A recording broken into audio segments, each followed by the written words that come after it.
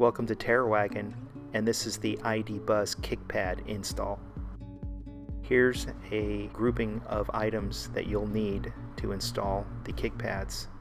To start off, we're going to measure from the edge of the back door over and place a piece of tape exactly at 10 1/4 inches or 26 millimeters. We're going to dry fit, check the fitment, and you'll notice that if you rock it side to side, it'll fit differently. Before we install the part, we need to clean and prep the painted surface. Wherever tape is going to be applied, you want to make sure that the alcohol cleans that oil and debris off of the painted surface. Next, we're going to prep the 3M VHB tape.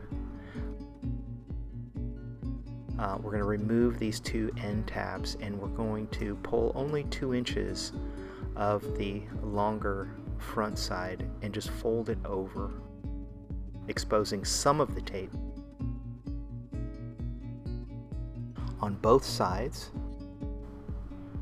once you have the tape folded like this, place the end of the part underneath the rubber and pivot it downwards so that it makes contact.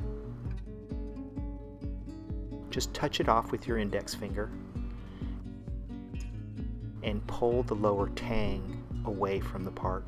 Now, if you haven't placed the part correctly, now's your chance to straighten it up before you apply 25 pounds of force to completely lock it into place. You can see here that I'm pressing very hard to push the tape into place. And this is the finished product. KickPad.